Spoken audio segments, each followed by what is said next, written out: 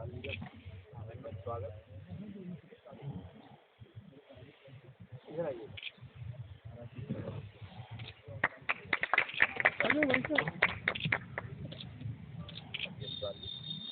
आइए साली, नमस्कारम।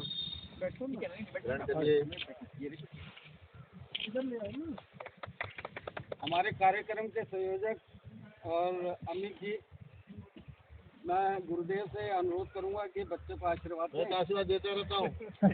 दिलवाओ, अर्जी का आशीर्वाद क्या हो सकता है आप लोग। एक बार जोरदार ताली हो गया, का आदेश हो गया तो फिर क्या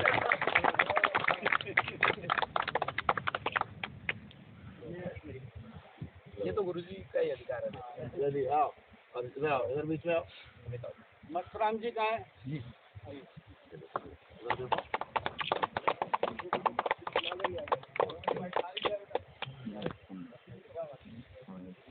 मेरा खड़े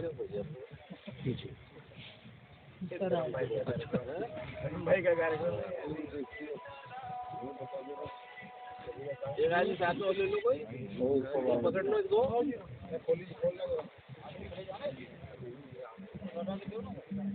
मैं गुरुदेव से आगे करूँगा। मस्तराम जी सब लोग उधर आए और एक तरफ से गुरु जी को सॉल्व देते रहो।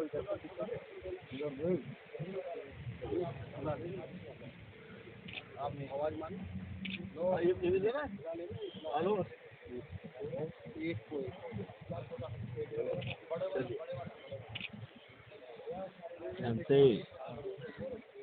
मैं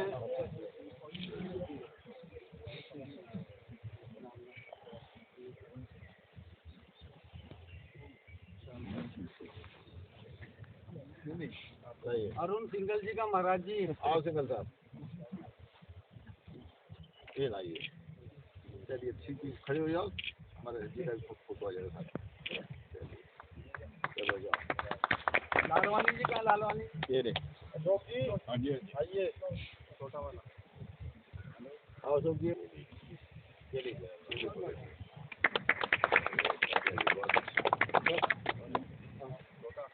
ये डाल दो, आप डालो।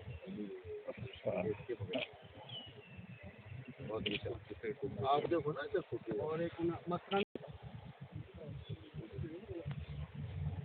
धन्यवाद।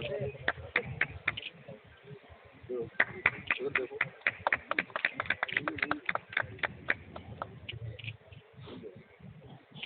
थोड़ी देर में कर रहे हैं। चलिए, आपका फोटो बहुत बढ़िया है। और किसी मंडल ये लो चलिए, जोरदार तालियों से भी लो। आ गई क्षमा, और जो क्षमा के रूप में महाराज जी जो इनकी जो ज्योति है वो प्रकट हो रही है। इनकी आभा मंडल इतना बढ़िया है कि आप सबको एक साथ करेगी। वरिष्ठ विशिष्ट नागरिक प्रकोष्ठ की तरफ से एक बहुत छोटा सा प्रयास है स्वामी जी। हमारे जो ड्रीम प्रोजेक्ट है, हमने उसकी वेबसाइट भी लॉन्च कर दी है। कार्यकर्ता हमारे पास समर्पित हैं और मैं हर जी को ये विश्वास दिलाना चाहता हूँ कि पूरी दिल्ली में आपका ये जो प्रकोष्ठ है सबसे भारी पड़ेगा। किस पर पड़ेगा ये तो बता दो। सबसे भारी पड़ेगा, केजरीवाल पे भारी पड़ना। जी जी दिल्ली सरकार पर, हमारे दिल्ली सरकार पर सबसे भारी इसलिए पड़ेगा कि जो निष्ठा लगन हमारे कार्यकर्ताओं में है वो पार्टी के प्रति समर्पित हैं, और पार्टी जो हमारी भाजपा है उसके लिए एक स्ट्रॉन्ग पिलर के रूप में हर जगह, मंडल से लेकर जिले तक का हर जगह आपकी होगी कि हमने तैयार करना है। और महाराज जी के लिए तो मैं एक कहना चाहता हूँ, आज फिर खेच लाई है लबे मस्तियाँ तेरे शहर में। आज फिर खेच लाई है लबे मस्तियाँ तेरे शहर में। आज फिर से टूटेंगे मंदिर, ये मस्जिद, ये गुरुद्वारे तेरे शहर के। आज फिर से टूटेंगी तेरे घरों की वो नाजुक खिड़कियाँ, क्योंकि देखा गया है स्वामी जी महाराज आपके शहर में। ज़्यादा ना कहते हुए, क्योंकि अभी इसके बाद जलपान की भी व्यवस्था है। हमारे परम मित्र और संघ पूर्व महापौर हर्ष महोदय भाजपा दिल्ली प्रदेश के महामंत्री हैं। इनका स्नेह हमेशा बना रहा है। इनके आग्रह पे हम लोगों ने काम करना शुरू किया है। एक बार जोर से तालियां बजा के हर्ष जी से मैं अनुरोध करूँगा कि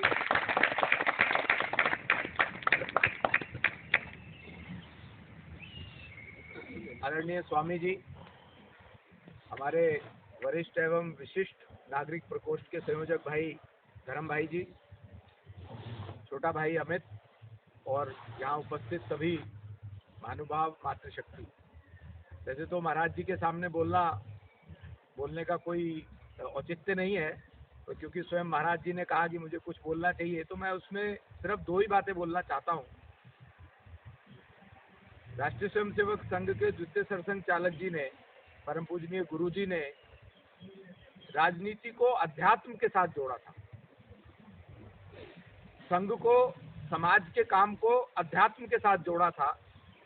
ऐसा ही कुछ दीनदयाल उपाध्याय जी, जो कि हमारे जनसंघ के संस्थापकों में से थे, उन्होंने भी राजनीति को, समाज के काम को अध्यात्म के साथ जोड़ के एक फिलॉसफी दी थी अंत्योदय की।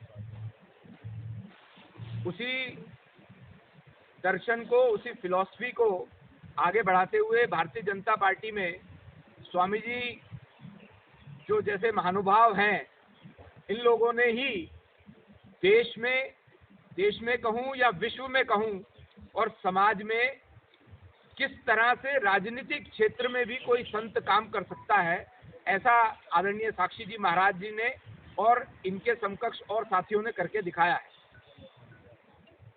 तो मैं इससे ज़्यादा कुछ नहीं बोलना चाहता, पर एक सूचनात्मक जानकारी आप लोगों को देना चाहता हूँ। आपके ध्यान में ही होगा कि कल जो दिल्ली की केजरीवाल सरकार ने शराब नीति दिल्ली में बना के दिल्ली के संस्कार और युवा पीढ़ी को खराब करने का जो वो यत्न कर रहा है, उसके विरोध में हमने कल पूरी दिल्ली को चक्का जाम करने का एक बड़ा अभियान हाथ में लिया है। आप सबके पास सूचना भी आई होगी। मेरा निवेदन है आपसे कि जो आपके जिले का पॉइंट है, केवल 15 पॉइंट पे हमें रोकना है। उन 15 पॉइंट को रोक दिया तो पूरी दिल्ली 5 घंटे के लिए बंद रहेगी।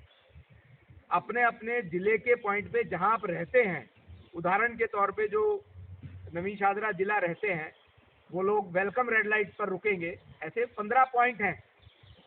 तो मेरा आप सबसे अनुरोध है, उसमें भी आप यथासंभव यथाशक्ति मदद कीजिए, ताकि जो दिल्ली के अंदर आसुरी शक्तियां हैं, उनको हम ध्वस्त कर सकें। मैं आदरणीय स्वामी जी का भी बहुत बहुत आभारी हूँ। उनका इतना प्यार, इतना आशीर्वाद, इतने व्यस्त समय में से उन्होंने हम सबके लिए समय निकाला है। मैं उनके चरणों में एक बार पुनः प्रणाम करता हूँ और उन्हीं से निवेदन करता हूँ कि हमारा मार्गदर्शन करें। ओम सहनावतु सहनौ भुनक्तु सह वीर्यं करवावहि तेजस्विनावधीतमस्तु मां विद्विषावहि। ओम शांति शांति शांति। एक बार उद्घोष करेंगे, भारत माता की जय। जरा जोर से, भारत माता की जय। वंदे मातरम, वंदे मातरम, वंदे मातरम। वरिष्ठ और विशिष्ट एक संगठन के रूप में हमारे धर्म भाई ने एक आंदोलन के रूप में इसको चलाया। मेरा बेटा अमित तुमसे बहुत मेरे पास आता ही जाता रहता है। जब मुझे पता चला कि धर्म भाई ने उन्हें भी जोड़ लिया, तो उन्होंने आज के दिन के लिए आग्रह किया कि हम कुछ लोग आकर के यहाँ पर वेलकम करना चाहते हैं, बैठना चाहते हैं, आशीर्वाद लेना चाहते हैं। प्रायः शनिवार इतवार में अपने क्षेत्र में रहता हूँ। वो तार न टूटे तो पार्लियामेंट चलता है, तभी शनिवार इतवार खाली होता है तो मैं चला जाता हूँ। और आग्रह अमित जी का हुआ तो मैं कल ही यहाँ आ गया था। और अमित जी की सभा थी, अमित शाह जी की, वो कराने के बाद फिर मैं इधर आ गया। बहुत अच्छा लगा, बहुत अच्छा प्रयास है। आप लोग लगे हुए हैं राष्ट्र के लिए। हर्ष जी को आपने अभी सुना, वरिष्ठ भी हैं, महापौर रहे हैं, पार्टी के जिम्मेदार हैं, महामंत्री हैं। मेरा राजनीति का बहुत लंबा कार्यकाल हो गया, 6 बार से लगातार मैं एमपी हूँ। बहुत कमाल। 8.5-9 वर्ष की उम्र में मैंने संन्यास लिया था। मैंने कभी सोचा भी नहीं था कि मैं कहीं मेंबर भी बनूंगा, गांव सभा का भी। लेकिन जब हम अयोध्या का आंदोलन लड़ रहे थे तो वहाँ कम्युनिस्ट पार्टी के मित्रसेन यादव एमपी हुआ करते थे। तो पत्रकार हम लोगों को बोलने नहीं देते थे, बोले कहाँ साक्षी जी मंदिर बनाएंगे, पहले अपना एमपी तो बना लो। यहाँ की जनता तो कम्युनिस्ट है, कम्युनिस्ट एमपी है यहाँ पर। अगर जनता आपके साथ होती तो एमपी भी आपका होता। तो उस आंदोलन में कठिनाई हम लोगों के सामने थी। तो झंडे बालान में तय हुआ, सरसंघ चालक पूज्य रज्जू भैया जी के निर्देशन में, कि पार्टी बढ़ेगी तो बढ़ेगी, कहाँ बढ़ेगी कहाँ नहीं बढ़ेगी, लेकिन अयोध्या मथुरा काशी, क्योंकि तो हमारा नारा था राम कृष्ण विश्वनाथ तीनों लेंगे एक साथ। तो तय हुआ कि अयोध्या मथुरा काशी ये 3 तो हमें चाहिए हर हालत में, और 3 के लिए भी 3 योद्धा चाहिए। कहाँ से कौन? एक श्रीचंद दीक्षित जी होते थे, रिटायर्ड डीजी, वो काशी जी के लिए तैयार कर लिए गए। मैंने कटियार को अयोध्या के लिए, फैजाबाद के लिए तैयार कर लिया गया। अब मथुरा के लिए कोई नहीं मिल रहा। क्योंकि मेरे पास बीएचपी का, संघ का कुछ दायित्व यहाँ का दिल्ली का था, तो जहाँ कहीं बौद्धिक होता था, मेरा बौद्धिक होता था, अटल जी, आडवाणी जी सब आते जाते थे। बैकुंठलाल शर्मा उसमें महामंत्री होते थे, सुभाष कपूर, मांझराम, ये सब हमारा कार्यक्रम कराते रहते थे। आप में से कुछ लोगों को याद होगा, शायद गोल्ड क्लब पर ऐसा विराट हिंदू सम्मेलन हम लोगों ने किया था, भूतों भविष्य ऐसा हो नहीं सकता। बहुत बड़ा। और उस मंच पर हम थे तभी मुलायम सिंह की सरकार के लिए, अभी मंच से उतरे नहीं थे। आधा कार्यक्रम हुआ, आधा कार्यक्रम नहीं हो पाया था, मुलायम सिंह की उतनी सरकार के थे। चुनाव आ गए, तब माननीय रज्जू भैया जी ने मेरे आगे झोली फैला दी कि राष्ट्र के लिए आपका बलिदान चाहिए। तो मैं समझा ही नहीं काहे का बलिदान चाहिए। मैं सोचा भगत सिंह वाली लाइन में मेरा भी नाम लिख जाएगा। तो मुझे ऐसा लगा, उनके आग्रह पर मैंने राजनीति में आना स्वीकार कर दिया। राजनीति में आया, तब से लगातार मैं सांसद हूँ, कभी मैंने हार का मुंह नहीं देखा। परंतु आप सबसे मैं एक निवेदन करना चाहता हूँ, इतनी लंबी राजनीति में, और उससे पहले भी सभी लोग राजनीति कर रहे हैं देश आजाद हुए, पर ये जो 7-7.5 साल ये मोदी जो युग शुरू हुआ, नए भारत वाला, नई न्यू इंडिया वाला, ऐसा तो मैंने कभी नहीं देखा। यद्यपि मैं राम के नाम पर, धारा 370 के नाम पर राजनीति में आया, पर हमारे मन में भी डर लगता था मंदिर बनेगा कि नहीं बन पाएगा।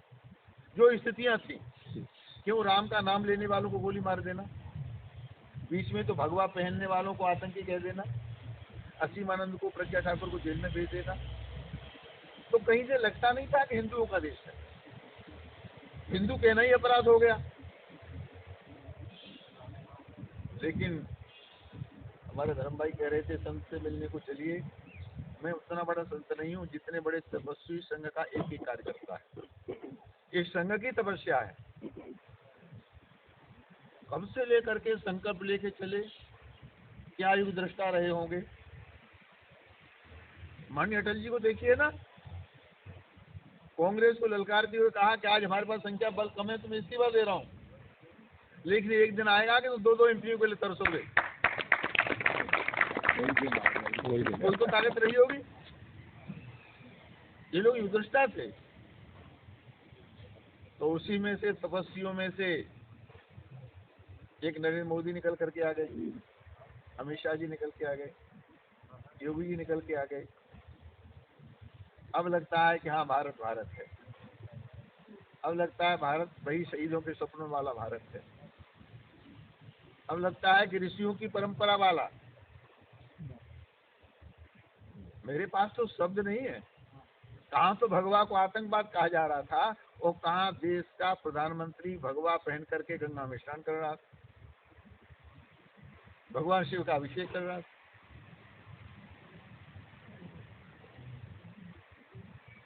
सारे विश्व को ये दिखाना कि भारत ऋषि और कृषि प्रधान देश है, ये ऋषियों की परंपरा है। हम देखें, हम लोग छोटी छोटी बातों को लेकर के पता नहीं क्यों आंदोलित हो जाते हैं, नाराज हो जाते हैं, घर बैठ जाते हैं, पता नहीं क्या क्या हो जाता है। लेकिन वो जवान लड़के, कोई 18 साल का, 28 साल का, 22 साल का, 24 साल का, किसके लिए फांसी पर चढ़ गए, मैं आलोचना नहीं करता, लेकिन फिर भी मैं कहूँ चरखे ने आज़ादी नहीं दी हमको। सुभाष चंद्र बोस कहा करते थे, तुम मुझे खून दो, मैं तुम्हें आज़ादी दूंगा। तब मैं कहता हूँ लहू के भाव से खरीदी थी हमने आज़ादी, लहू के भाव से खरीदी थी हमने आज़ादी। अहिंसा की फिरौती नहीं है देश मेरा, चंद्रदाबाज लड़ाकों का हक है धरती पर, किसी एक के बाप की बकौती नहीं है देश मेरा। ये देश सुभाष का है, बिस्मिल का है, अशफाकुल्लाह का है, चंद्रशेखर का है, राम प्रसाद जी का है। ये देश उनका है जो हस्तर से फांसी के फंदे पर लग गए, लेकिन उनको इतना उचित सम्मान हम नहीं दे पाए। उसके मूल में रही देश की कांग्रेस सरकार, पूरी संस्कृति बदल के रख दी। हमने तो मोदी जी से कहा है कि दूसरे तरह से हिंदुस्तान के इतिहास को लिखने की आवश्यकता है। हमें तो अकबर महान पढ़ा दिया गया, महाराणा प्रताप के बारे में तो बता ही नहीं गया, उसके भाले के बारे में तो बता ही नहीं गया। लेकिन अब समय बदला, आकाश को छूने वाली भव्य मंदिर की इमारत अयोध्या में बनना प्रारंभ हो गई है। काशी विश्वनाथ का कल्याण हो ही गया, उनकी कृपा से देश का कल्याण हो जाएगा। हमारे केशव मौर्य ने, हमारी योगी जी ने कह दिया है, जब अयोध्या का और काशी का हो गया तो मथुरा हम कैसे छोड़ देंगे, मथुरा का भी हो ही जाएगा। यथा राजा तथा प्रजा, जैसे राजा होता है वैसे प्रजा भी होती है, वैसे ही मन बना लेती है। मैं जब पहली बार मथुरा से एमपी बना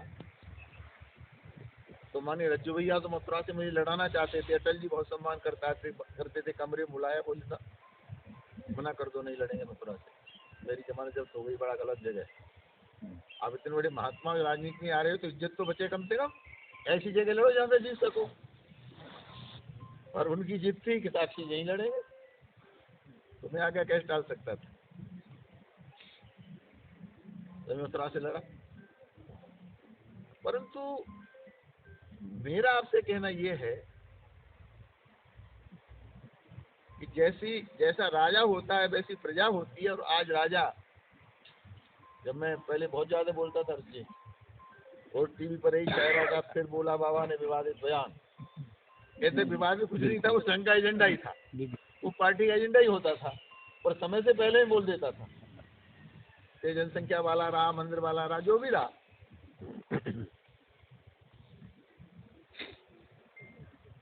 मोदी जी को लगता था साक्षी जी बहुत बोलते हैं, माननीय अमित शाह जी को भी लगता था कि बहुत बोलते हैं। तो एक बार बुला के मुझसे पूछा कि आप क्या बोलते हैं, तो मैं तो बाबा ठहरा, मैंने कहा मैं गलत क्या बोलता हूँ। तो उनको भी नहीं लगा होगा कि इतना बड़ा ऐसा उत्तर मुझे मिलेगा, तो मैंने कहा मैं गलत क्या बोलता हूँ, बताएं एजेंडा नहीं है क्या? एजेंडा तो है, तो समय ठीक नहीं। तो एक ताला लगाते हैं, चाबी हम जेब में रख लेते हैं, आप जब कहेंगे तब बोलेंगे अभी नहीं खोलेंगे। तो नहीं, चाबी हमें दे दो, नहीं आप अपने पास ही समझो। फिर आप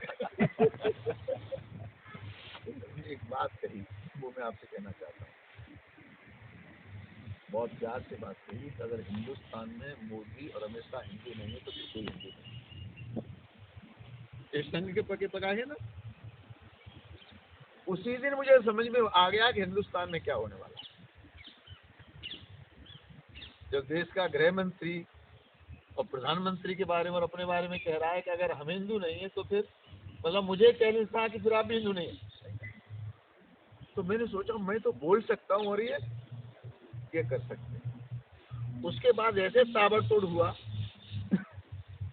आप लोग तो लोकसभा की कार्रवाई कितने देखते होंगे, हम लोग तो बैठे ही रहते हैं। मेरी तो उपस्थिति लगभग 100% रहती है लोकसभा में। फारूक अब्दुल्ला 100 बार भी प्रधानमंत्री जी मोदी बन जाए तब भी धारा 370 नहीं हटेगी। ओवैसी अयोध्या में राम के मंदिर पर ईंट का टुकड़ा भी नहीं रखा जा सकता। ऐसे आग बबूले, ऐसे उल्टा सीधा, और हम लोग सब सुनने वाले। और माननीय मोदी जी ने, अमित शाह ने बहुत धीरे से, बहुत सलीके से 370 भी गया, 35 से भी चला गया, ट्रिपल तलाक भी खत्म हो गया, अयोध्या का मंदिर भी, कहीं पत्ता हिला क्या? अगर यही सरकार किसी और की होती तो खून खराबा होता, लाश बिछ जाती, कुछ होता भी नहीं। इसलिए मेरा आप सबसे आग्रह है कि निजी स्वार्थों को छोड़ के, परमात्मा ने कृपा करके हमको जीवन दिया है, सारे हिंदुस्तान से बाहर हम विश्व को देख रहे हैं। अफगानिस्तान की स्थिति हमने देखी है, आपको कितनी जानकारी मुझे नहीं पता। अब तक लगभग 34 लाख से ज्यादा मुसलमानों का कत्ल धरती पर हुआ है। कितना? 34 लाख से ज्यादा। उसमें से एक मुसलमान भी बजरंग दल ने नहीं मारा, बीएचपी ने नहीं मारा, हमने नहीं मारा। वो 34 लाख के लाख मुसलमान केवल मुसलमानों ने मारे, तालिबानियों ने मारे, आतंकवादियों ने मारे। तो इस धरती पर वो लोग अभिशाप हैं। वो किसे भी मार सकते हैं। वो रोज हमें धमकी देते हैं, मोदी को धमकी देते हैं, अमित शाह को धमकी देते हैं, योगी को धमकी देते हैं, किसी को भी धमकी दे सकते हैं। तो ये लड़ाई मानवता की है, देश को बचाने की है। वो लोग, उन लोगों की सोच बहुत छोटी सी है, वो खूब मंडूक हैं। और मोदी जी, भारतीय जनता पार्टी, बड़ी सोच है, सारे विश्व की सोच है। अगर हमने एक योगा डे दिन निश्चित किया तो किसके लिए? विश्व के स्वास्थ्य के लिए, अपने स्वास्थ्य के लिए, मानवता के लिए किया ना। विश्व के स्वास्थ्य के लिए, मानवता के लिए। और तमाशा देखिए, सारे विश्व ने मान लिया इस योगी की पहल को, क्योंकि विश्व के कल्याण की बात थी, विश्व के स्वास्थ्य की बात थी, मानवता की रक्षा की बात थी, सारे विश्व ने मान लिया। तो हमसे बड़ा सौभाग्यशाली कौन हो सकता है कि हमें ऐसा प्रधानमंत्री मिला है, जो प्रधानमंत्री तो भारत का है लेकिन नेता सारे विश्व का है। सारा विश्व देखता है कि मोदी बोल क्या रहे हैं, जादू क्या है, कमाल क्या है इसके पास में। जिन लोगों ने हम पर शासन किया वो मोदी जी की प्रशंसा करते हैं, लेकिन दुर्भाग्य यहाँ समूचा विपक्ष एकजुट होकर मोदी जी को, योगी जी को, अमित शाह को, पूरी पार्टी को गाली देने का काम करता है। मैं सहमत हूँ हर जी की बातों से। आध्यात्म पर टिकी हुई हमारी पार्टी, और आध्यात्म पर न टिकी होती आध्यात्म पर तो शायद मैं राजनीति में नहीं इतना लंबा नहीं चल सकता था। मैं सौभाग्यशाली हूँ कि पंडित दीनदयाल उपाध्याय की जन्मस्थली का मैंने नेतृत्व किया, प्रतिनिधित्व किया है। मैं चंद्रभान में बहुत समय तक रहा हूँ, अब तो उसका नाम दीनदयाल नाम हो गया। तो भारतीय जनता पार्टी के दो बिंदु हैं, एक अंत्योदय जिसकी चर्चा आपने की, एक और है जो चारों वेदों का 6 शास्त्रों में निचोड़ है, वो है एकात्म मानववाद। ये एकात्म मानववाद चारों वेदों का निचोड़ है। एकात्म मानववाद का अर्थ है सबके अंदर एक ही आत्मा है।